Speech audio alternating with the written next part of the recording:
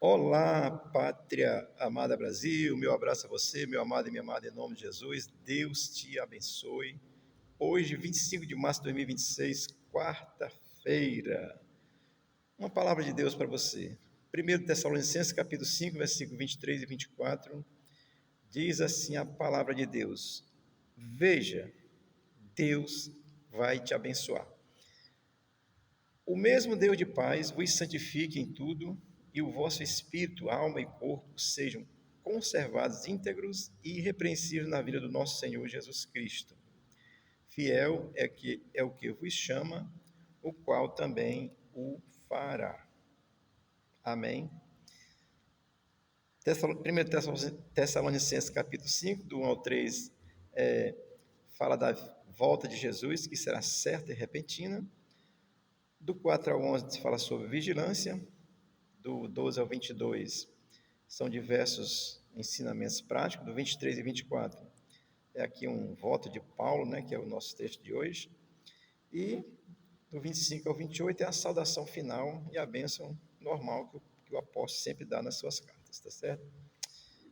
Vamos aqui aprender com esse texto o que ele pode nos ensinar. Tessalonicenses capítulo 5, versículo 23 começa dizendo: O mesmo Deus de paz vos santifique em tudo. Quem é o Deus de paz?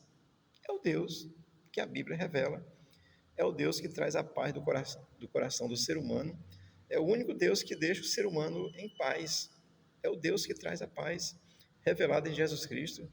Então, o mesmo Deus de paz, ele diz: vos santifique em tudo. Esse Deus de paz é Cristo, tá certo? A expressão, ela define esse Deus único, verdadeiro, revelado em Cristo, para a humanidade. Aquele que tem a compreensão da salvação, da fé exclusiva em Cristo, ele encontra paz em Cristo, mesmo em meio às adversidades, tá certo? Então, essa expressão se refere a esse Deus único, o mesmo Deus de paz.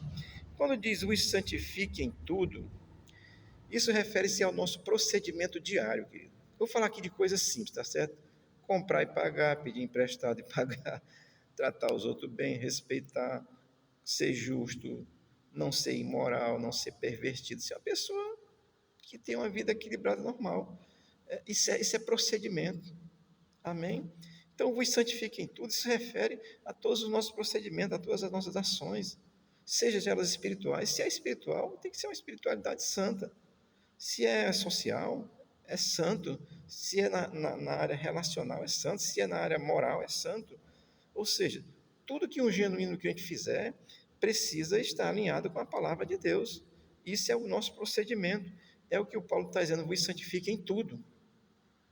Amém? Porque não adianta vir à igreja dar glória a Deus, pular e dar uns cangapé e gritar alto e dizer ô glória, e chegar ali fora tá comprando e não pagando. Está entendendo? Então, a santificação é um ato processual de vida, prática de vida. Você vai largando o pecado, deixando, fazendo o que é correto no seu dia a dia. Pedro escreveu assim em 1 Pedro 15,16: Mas como é santo aquele que vos chamou, sede vós também santo em todo o vosso procedimento, porque está escrito: sereis santo, porque eu sou santo. Em todo o vosso procedimento, querido, é no que você faz, no que você pensa, naquilo que você realiza. Olha, estacionar na vaga de um idoso, se você não é idoso, se você é um cristão, você está procedendo errado, diante da lei de Deus, que a lei de, olha, você é para idoso.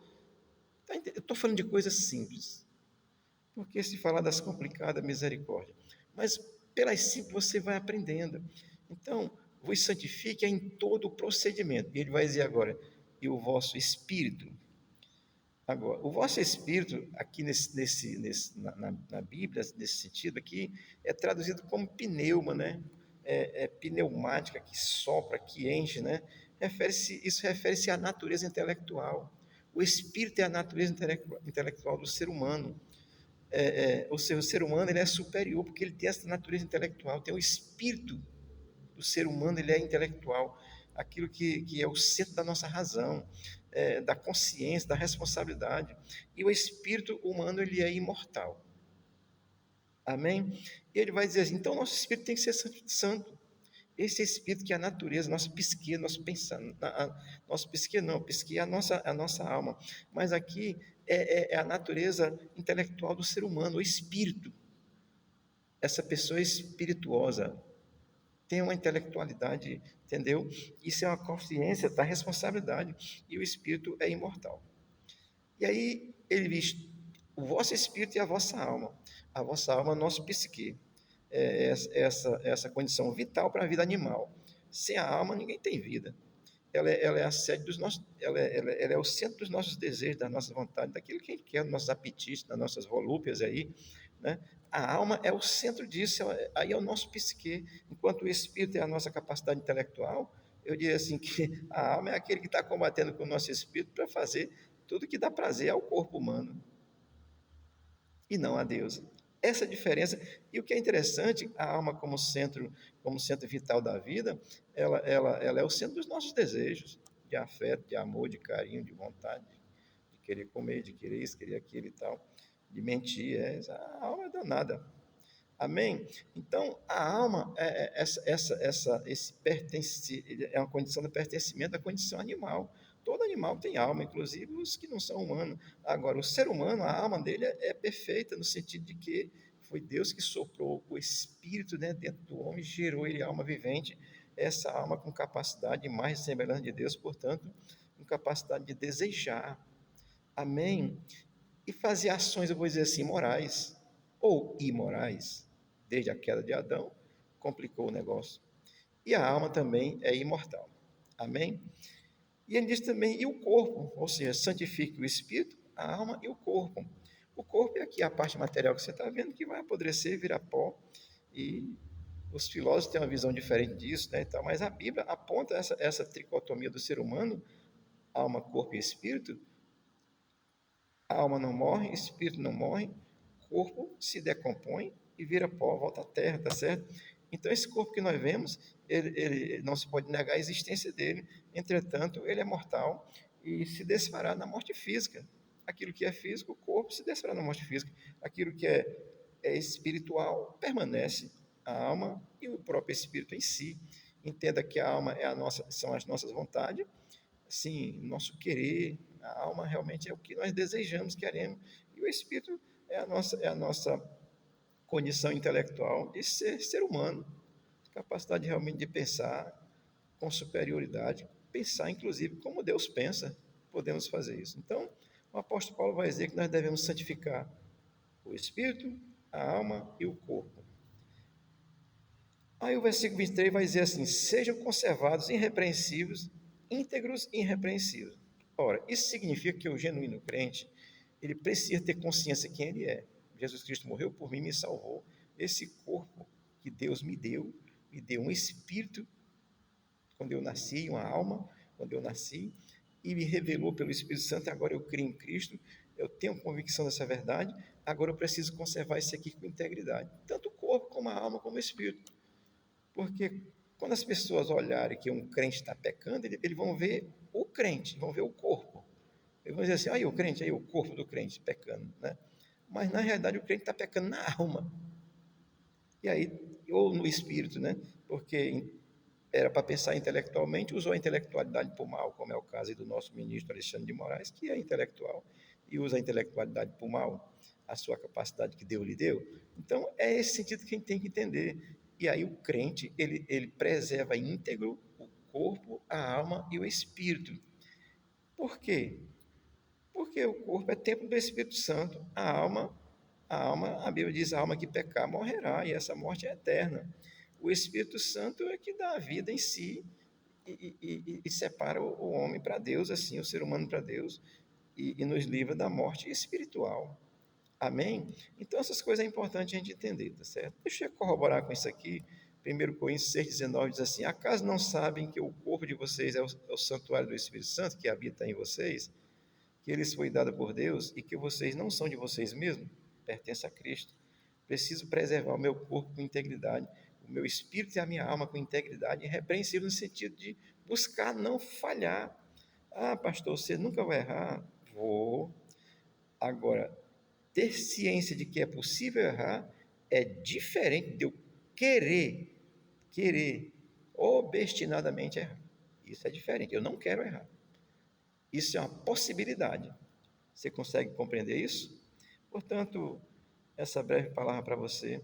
E o texto no versículo 23 vai dizer assim: na vinda de nosso Senhor Jesus Cristo, ou seja, devendo preservar o nosso corpo, a nossa alma, o nosso espírito irrepreensível.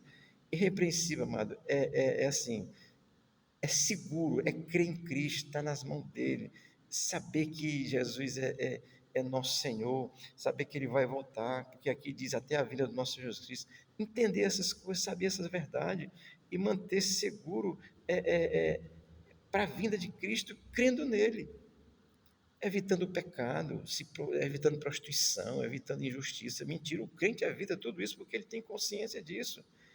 Então, eu vou dar isso aqui como recomendação a você, porque pra, quando você espera a vida de Cristo e guardamos o nosso corpo, a nossa alma, o nosso espírito íntegro e irrepreensível diante de Deus, esse é o nosso procedimento, nessa convicção da vinda de Cristo. O que é isso? É crer, viver crendo, deixar o pecado que você já conhece, abandonar aquele que você entendeu, vai surgindo, é pecado, vai largando, deixando tudo, tudo que você entende que é pecado, seguir crendo a Jesus, viver crendo, morrer crendo, e será ressuscitado por essa fé. É simples, né? Parece simples.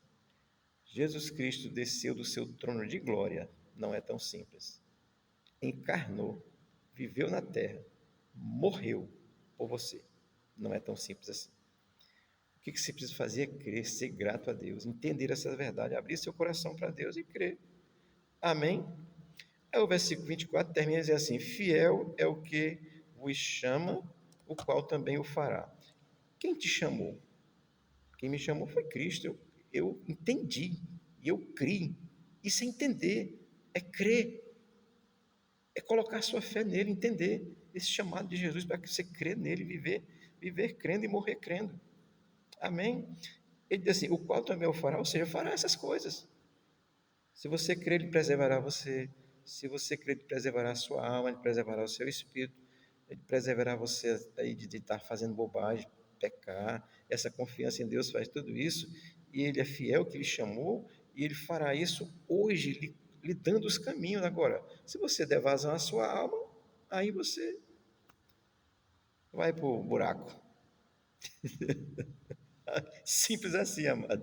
É entender a verdade de Deus, é entender a revelação de Deus e usar o intelecto que tu deu para viver essa fé, que é o teu espírito, é a tua parte intelectual. E essa parte intelectual ter domínio sobre a tua alma, que é o teu psique, não deixar que esse psique domine o teu intelecto, aí você se perde, tá certo? E aí você preserva tudo isso, alma, corpo e espírito, e Deus fará tudo isso, inclusive voltará para buscar os que creem. Amém? Olha, o Deus fiel é o Deus que nos chamou, é o Jesus Cristo que morreu por mim e por você, ele é fiel, ele não te abandonará. E o que fará essas coisas é cumprir todas as coisas que ele disse na sua palavra.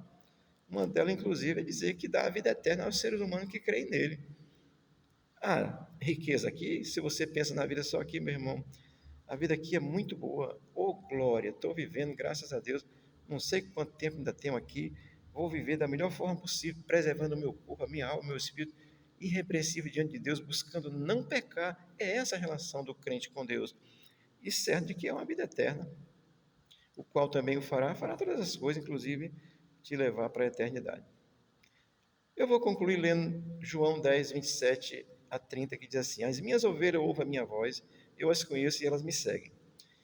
E dou-lhes a vida eterna, e nunca hão de perecer, e ninguém as arrebatará das minhas mãos. Que coisa linda, né?